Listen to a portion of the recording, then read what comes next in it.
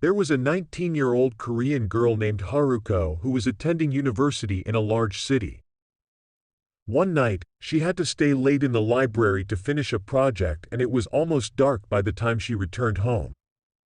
Haruko lived on the 14th floor of an old apartment building. She stood in the entrance and pressed the button to call the elevator. She always hated coming home alone so late in the evening. It just didn't feel safe. When the elevator came, she stepped inside and pushed the button for her floor. Just as the doors were about to close, a handsome man came running up. The man was out of breath and put out his hand to stop the doors closing.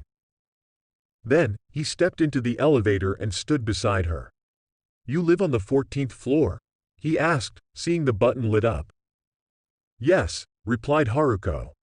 "Oh," said the man, smiling. "I live on the 13th. As the elevator ascended, he pressed the button for 13.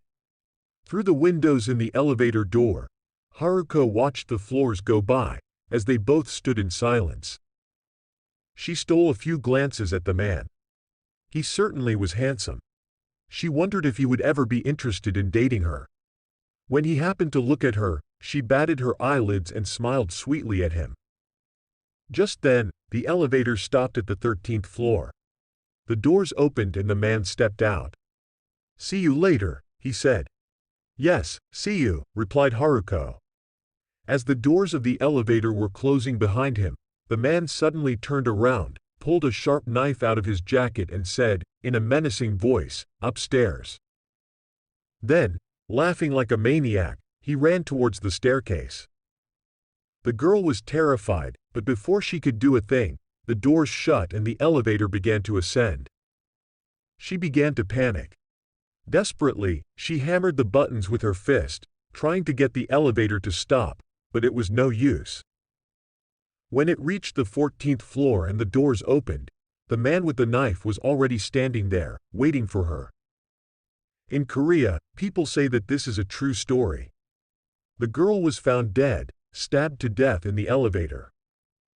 People say that the worst part was not her death itself, but rather the sheer horror she experienced in between those two floors, when she was trapped in the elevator and knew she was going to die. They claim that this is the reason that all elevators now have a stop button.